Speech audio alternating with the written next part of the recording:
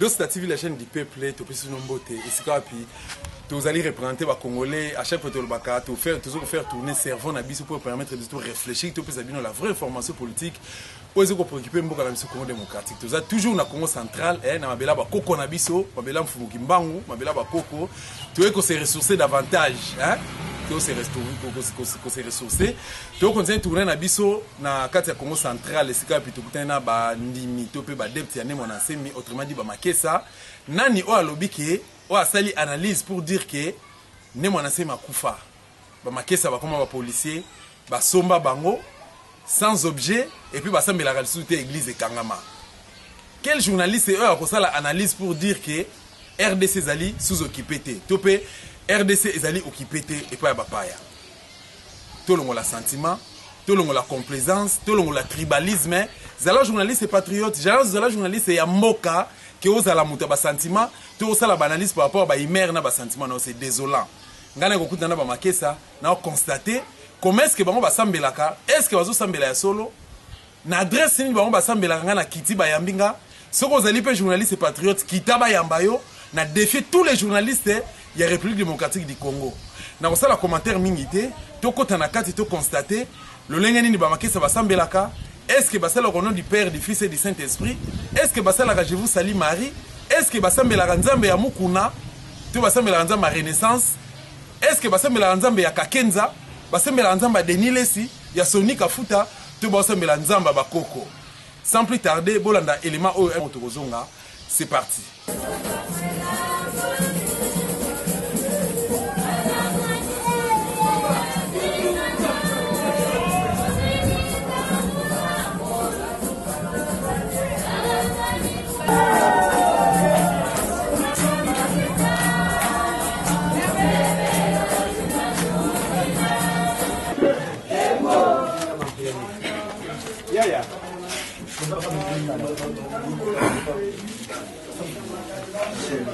Bayaya, nous avons envoyé 10 200. Oui, nous avons il y a fait 8 000. Paketake! Bayaya, Kabayou, Miniko!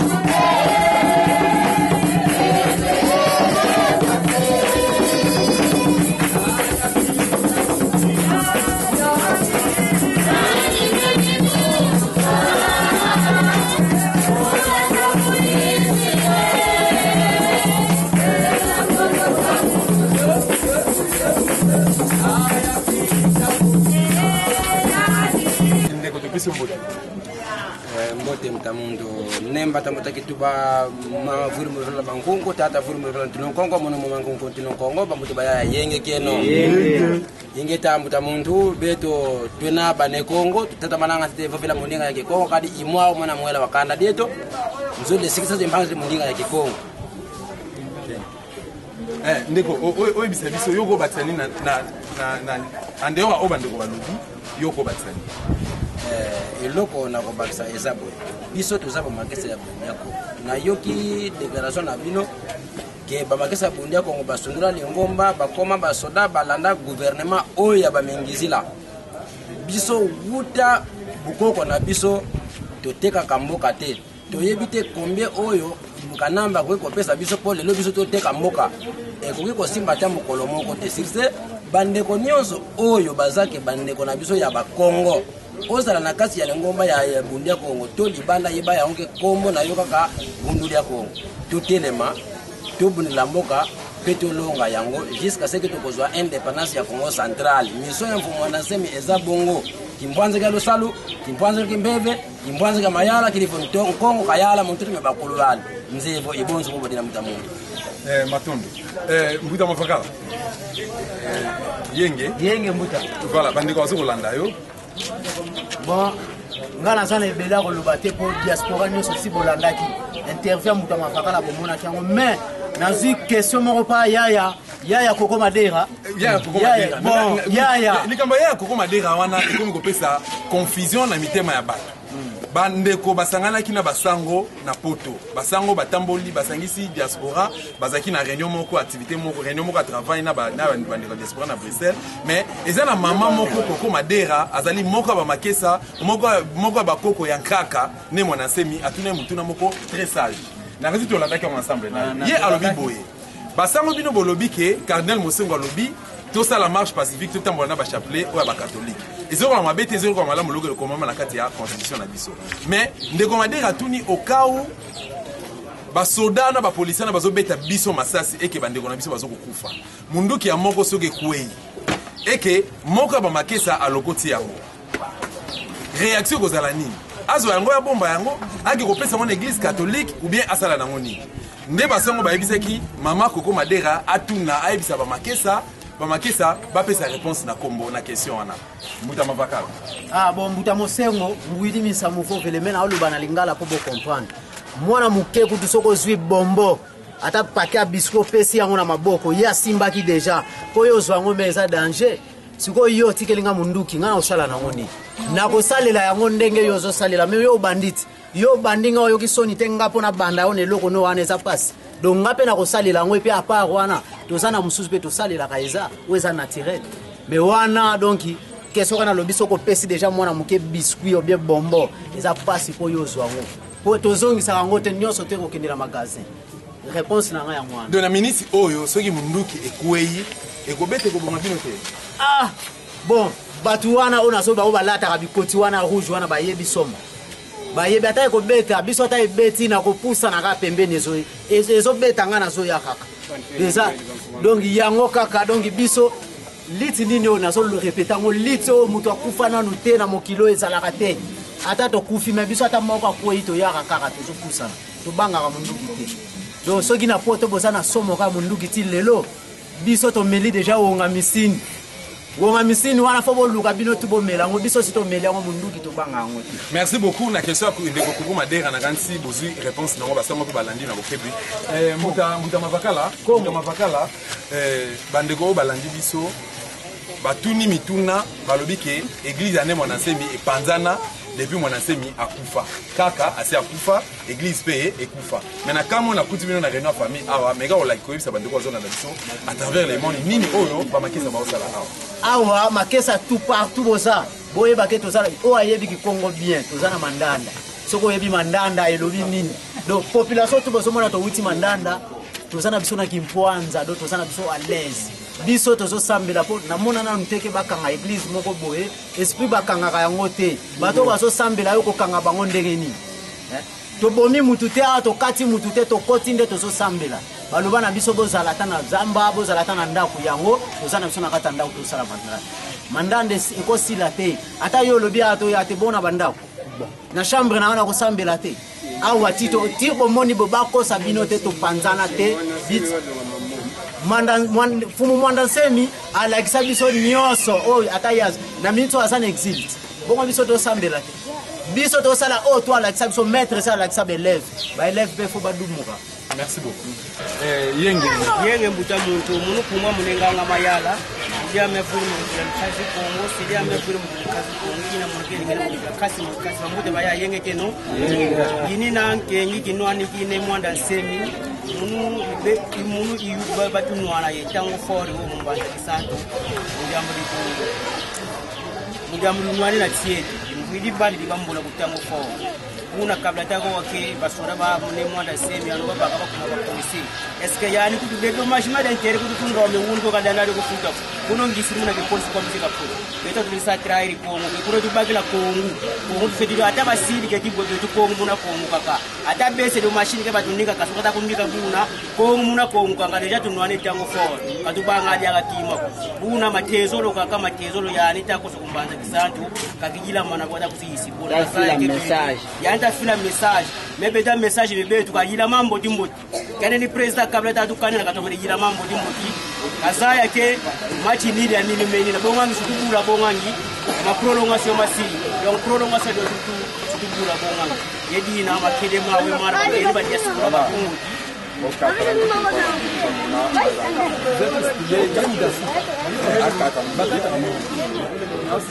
Edi na ngenu ba diaspora ba kumoti kaba kumoni kundo ni mwanda same fois ni mwanda same tu wakati kuna mkuzo na uka keni kutu kuna ndwani kaba kengi kweli kuna kuzo kaba kengi kuna sefane kaba kuna mkuzo wa same kangu si ba bikula ba ta ba merke ba mona mu internet ne ba songa keno ni kumwanda same ke ba ta bikula mabundu ya kama mbili fale ba bikula ni mwanda same yekeni na batu bikulu la musafo baza edina yeni mboti kwa diaspora ba kudu bakala akafuna kababangi kiba kwa saka ni mwanda same zitango bini na tanwana bitako mutaka kuna siku. Merci beaucoup. Merci. Aujourd'hui, je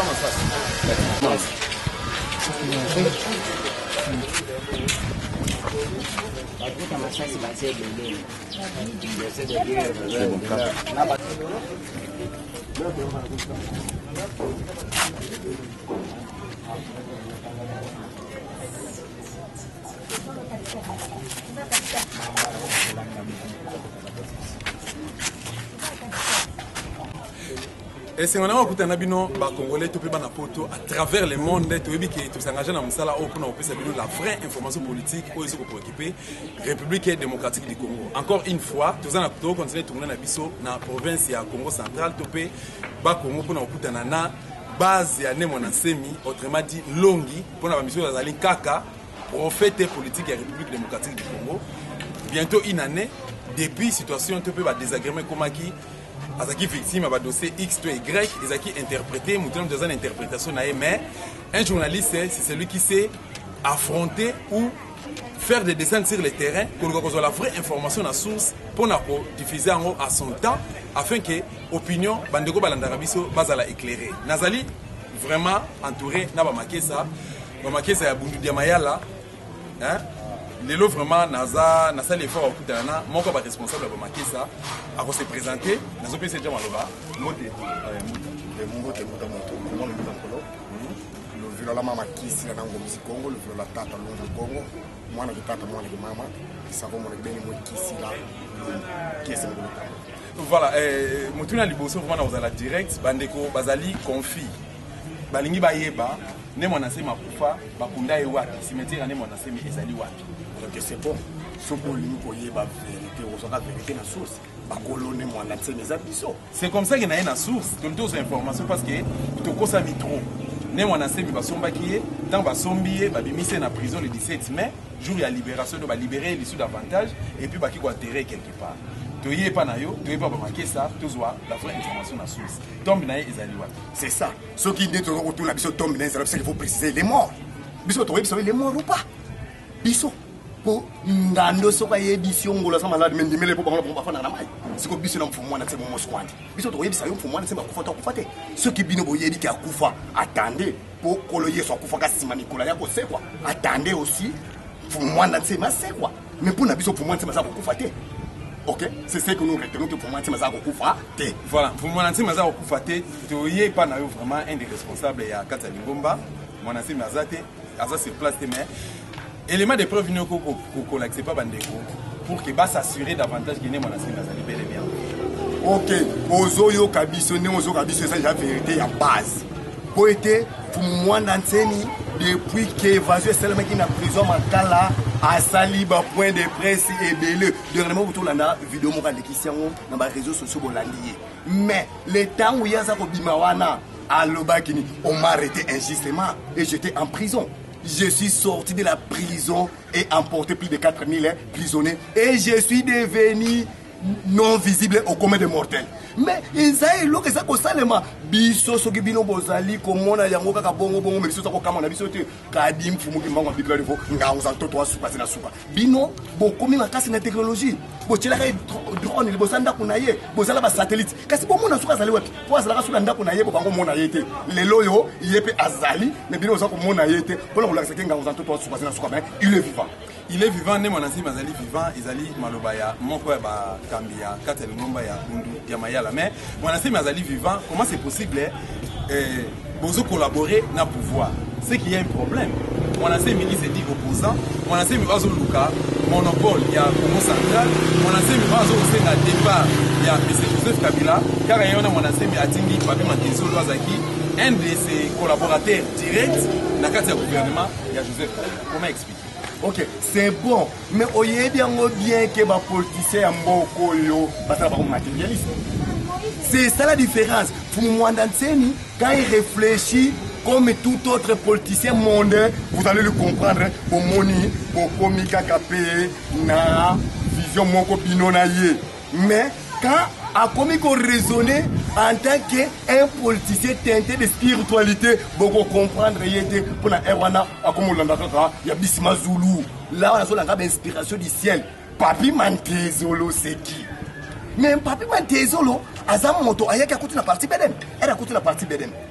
Vie, peut-être moins compétence dans la comme côté de la province, Papi, c'est moins responsabilité. Elle va payer ses responsabilités. Mais côté, il y a qui à la mise sous instruction pour moi d'antisémité, à décevoir, à son membre à BDMT. Il est libre, il a démissionné à son membre à BDMT. Donc, il place le Papi Mantezolo Azali, membre à BDMT, mais derrière la partie naïque.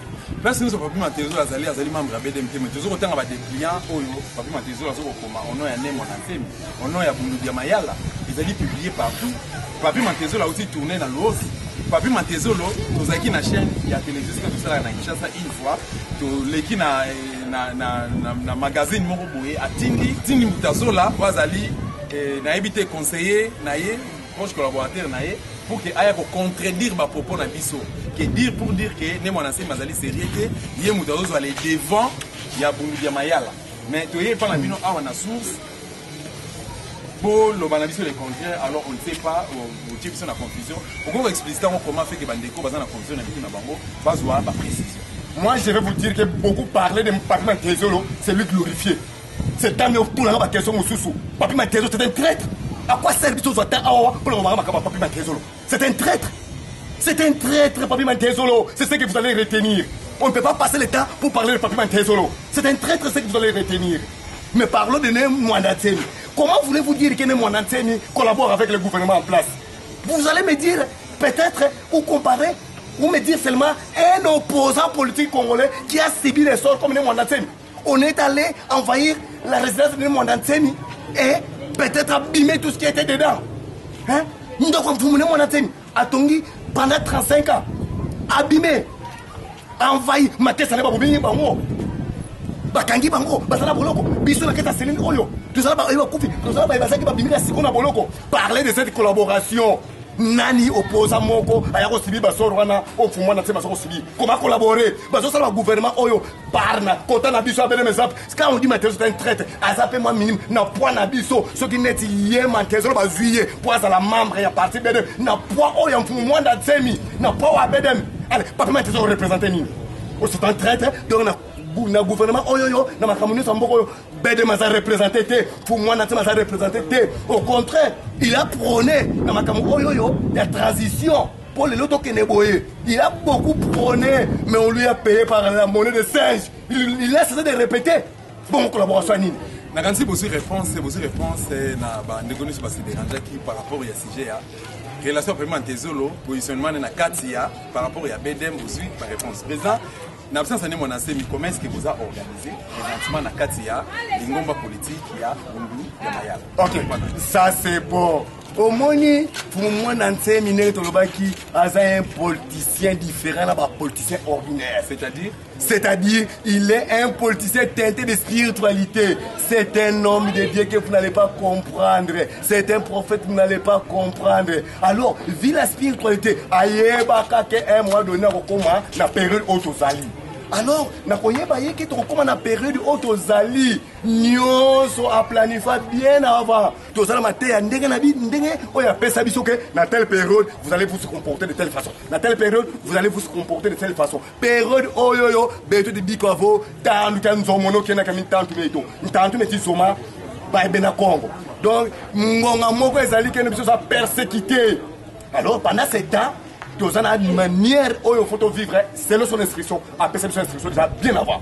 Voilà, donc pour le moment, tu dois vivre bien pour déjà préparer l'ISO avant qu'il y ait un Koumana Bissika Yakobomba. C'est ça la réponse. Voilà, est-ce que l'Ingomba Yabundu Maya les Aka pour Naba Congo ou bien ils allaient pour Naba Nuba, Baswaïli, Bangala.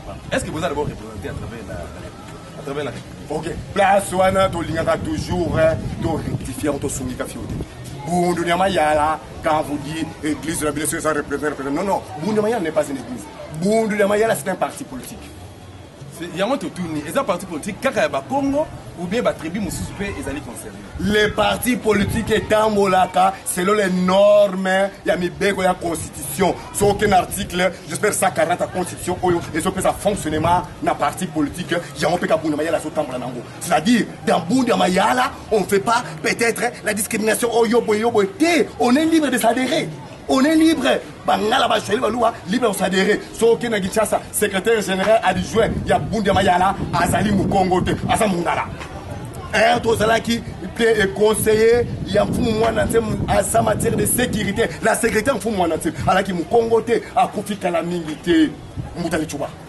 C'est pour dire que Nabedeme, Bangala, Bashwai, Balouba, soyez les bienvenus. Mais si Kawa, ceux qui ont moniqué, non, tu sais que les partis politiques, battent les bossons pour appuyer les partis politiques, voilà, et ça dit Balouba. Nous avons dit que c'est un parti politique à Balouba. C'est une idéologie à parti politique. Pour s'adhérer librement. C'est comme dans le bout du Congo, tout le monde a dit, madame, au Congo, a même parti politique, il va confortable. Mais le reste, il y a des Kolo Bangala, il va comprendre l'idéologie. Il y a Boulou, il y a Mayala. Va comprendre l'idéologie en fond et ça m'a bêté tout ça. Voilà. Qu'est-ce qui fait que mon enseignant a toujours une contradiction par rapport à la politicien Moussous? Donc, nous sommes aux malam, nous sommes stratégie, nous sommes rétaka. Par exemple, dans le Parlement ou bien dans la réunion, dans la grande réunion entre les politiciens, nous sommes toujours dans la prise de position. Nous sommes toujours dans la mécanisme propre. En fait, il y a une vision, combat politique, mais avec la maranini, avec revendiquer nini, puis à souhaiter nini pour intérêt d'abord et puis intérêt à la République démocratique. Ok, c'est bon. Tu retenir que souvent, à l'opinion contraire. C'est comme ça. Parce que, il y a des non en tant qu'un politicien teinté de spiritualité, soit se comporter comme homme ordinaire, ou comme une vision. Mais elle va se comporter comme un politicien teinté de spiritualité, comme la Nagaya Makamali Koloana, pour comprendre que na erana au milieu, sage à l'arbitre, côté opposition, côté majorité, il y a Zanakat. Quand l'opposition dit quelque chose de bon, mais pour moi, elle applaudit. Et que la majorité dit quelque chose de mauvais. Pour moi, Nathan il reproche. Donc, il dit que la vérité. Pour moi, Nathan il dit que la vérité. En vérité, Moussoussou, les arts et le monde spirituel, il va demander pour comprendre en mode. Quand il tient à sa position là, ah ouais, pour moi, Nathan, c'est un dictateur, c'est un dictateur. Pour les abonnés, on a l'école, ou la bongo. Mais qu'est-ce qu'il réclame? Pour moi, Nathan, c'est un justicier du ciel. Il prend que la justice comment? Les lois oyoto qui n'est au plus vite que possible. Bon, comme il faut la binoga président Simoko Owana. Mais président c'est quoi Moko? Ce qui va président c'est moi c'est là ngo ebele. Kuna nakasai président c'est ça la autonomie. Ce qui to zaki na moi fédéralisme na biso. Batakasa ba oluka président sa RDC na Kinshasa. Est-ce que Batakata ba oluka président ya RDC na Kinshasa? Donc objectif litango ezamo mulai. Premièrement en tant que Mukongo. Oh, déclame katla ki gota ki na mudi suya ko eno fete katwa ke gota ke na mudi suya ngitini. Pour moi na tema ndake Mukongo. Na komona sort oyo za sibina ba Congo, to za marginaliser biso. Tala ba gouvernement o bazo sala awa. Ba Congo ba za représenter boni. Quota recensé dans l'entreprise na biso oyo ba cadre au komona ke la plupart sont des non originaires. Donc, bref, les Congo tous ont marginalisé. Tellement les Congo sont marginalisés. C'est ainsi,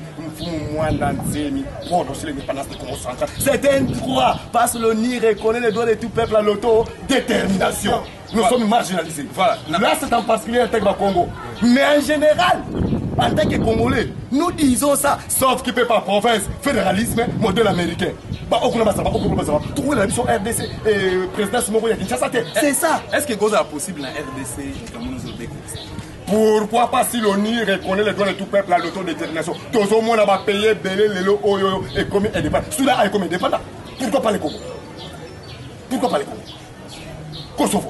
Pourquoi pas les Congo? D'ailleurs, les lots sont yoso kamawana, mais tala koto wutekuna avant de la prestroïka ya. Il reste avec une dégaine. Mais quelle puissance? Mais il reste le Panzanati. Pourquoi pas le Congo? RDC et Zali Nango fabriqué par les Belges. Et ça, mariage forcé, le Congo, le Bangal, le Bachoua, tout ça. Et ça, ils ont fabriqué. C'est pas la volonté de nous. Le Panzanango, c'est mariage forcé. Le Panzanango. Le Panzanango, Zali, mariage forcé, Malobaya, Monga Batambia, Lingombaya, Bedem. On rappelle ce qu'on a. Ok, comment on a eu Mbutampolo? Mbutampolo, lobby, et Panzanango un jour. Mais Zali souhait. Il y a des Congolais, puis il y a des Congolais qui est RDC et Panzana. Il faut tout bon ensemble, tout décabiliser le Congo démocratique, tout ça la uni, afin que le Congo ait prospéré davantage. Mais, chaque tribu, chaque province, a sa droit et a sa droit. Par rapport à la réalité actuelle au RDC, se reconnaître politiquement, impunité, injustice, tribalisme, dictature et tant d'autres non-cités. Quelle est la position il y a BD? Ok, donc on a dit que ça souhaite na biso te. Ce que souhaite na yote mais biso ça souhaite na biso. Là on va rectifier. Nous devons réagir. C'est notre souhait, sauf qu'il peut pas province. Sauf qu'il peut pas province. Parce que la province ça va encore. Chacun doit diriger dans sa propre province, selon leur culture. C'est notre souhait. C'est notre combat même. C'est parmi les objectifs. C'est notre objectif.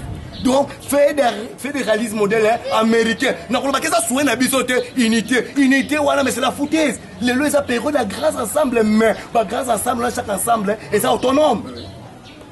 Compétition, les abongo. Moi, on est en compétition. Bangala, bakota mon tisa, bashwaili, bakota mon tisa, luba, yebot, aucune des provinces, les Congo central, les pauvres.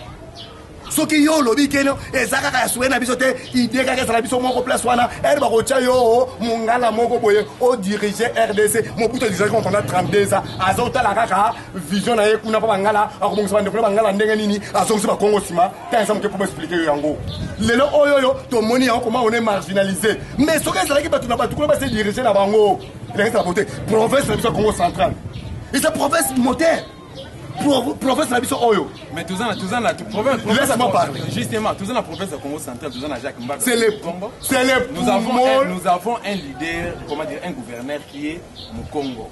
Qu'est-ce qui fait que le leader est au Congo azo sala eloko nous avons des députés nationaux locaux la Jean-Claude Mvwemba basa ba Congo ba Oyambanza Ngungu Kiakwama, Gilbert Kiakwama, Azam Congo.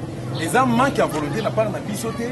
Et ça lit qu'aux ans après battre donc incompétence n'a pas de pour faire développer la province de Bisso qui est besoin de charge, nous pouvons beaucoup d'années la présence de le monde dit que toujours dans les défauts. Vous finirez par donner pour moi d'enseigner raison.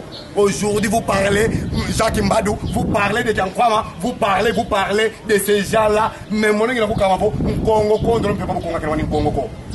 Et je vous dis encore que tout ça soit des mascarades. Est-ce qu'aujourd'hui il y a l'autonomie Congo centrale? Mais c'est ce que nous prenons. Nous voulons que des choses soient comme ils devraient être. On n'est pas indépendant, on parle de l'autonomie, mais l'autonomie l'a masquée. Aujourd'hui, la Constitution parle que 40% de ça dans la province, 60% de ça au niveau national. Rien. Nous sommes pas des Fakuna. On n'est pas autonome. Ce sont des mascarades. Autant que les bisous donc pour vous, l'autonomie, c'est mascarade. Nous voulons l'autonomie propre. C'est pourquoi nous vous disons que nous sommes marginalisés. Tout ça, pour régner là-bas, il faut être d'obédience. Il y a X. S'il faut dire de politique, c'est tout. Voilà, nous avons dit que c'est plus de Congolais. Au Nyon, vous allez à travers le monde, un de vos humbles serviteurs. Nous avons vraiment descendre pour nous écouter à Bakambi. Il y a des gens qui ont voulu dire il y a les représentants légaux, honorables, car autrement dit, longi, pour nous besoin. Secret, qu'on soit positionnement naïe, qu'on soit idée pour l'avenir naïe, tout ça, et puis positionnement là pour la actualité politique, tout peut mambozo le cadeau, tout bien en akilelo, hein, parce qu'on va bimisi population, Kabila bien aucun d'été, qu'on a sali point de presse moko, à traiter battu de tous les mots, tout ça bon.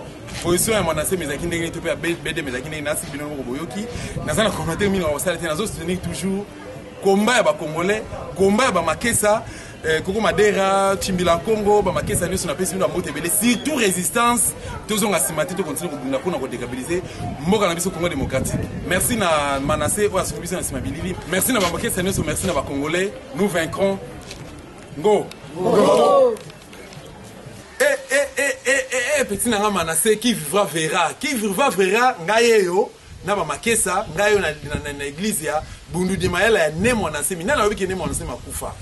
Koko Madera, réalité yango bamakesa chimbila Congo réalité yango koko madera komisa message na pas bamakesa nyonso o bazali à travers le monde que nazalaki na kati église na constater comment est-ce que bamakesa bazo ko sambela si boki ba réaction na bango boki ba réaction na bango bino moko ngala boki ko sala commentaire mingi vraiment ba question zaki nga ba réponse zaki ya bango tuza na posa Congo e bana okende liboso Congo ezala déstabiliser to benga na ba na mboka na biso o phénomène bangombe bato bande liboso ko sala nini bato palu bozo ko sala nini bango na ba uti est ba iti na ouest ba députés nationaux ba gouverneur même ba ministre o bazali ba congolais na kati ya gouvernement congolais toyoki bangombe ba uti est ba compagnie bango pa ba rwandais soit disant les verts mais bazali bien armés bazana ba physique to pe ba calibre 12 T oyo bo ma banyamate pe bazana ba armes de guerre ba ko sala na mboka mabela ba Congo ya ba congolais soki ezalaki et concernant qui Congo central tout le monde a combien ba makisa balinga ba telema pour que ba chasser bango na kati mabela ba koko mabela Simon Kimbango toujours continuer combat na biso nani o le week-end dosta ba bomie to nani oyo azo sala dosta ba menace de mort pour dire que va faire terre ngai les jaloux beaucoup suka kaka wana merci na Manassé merci na ba résistance nyonso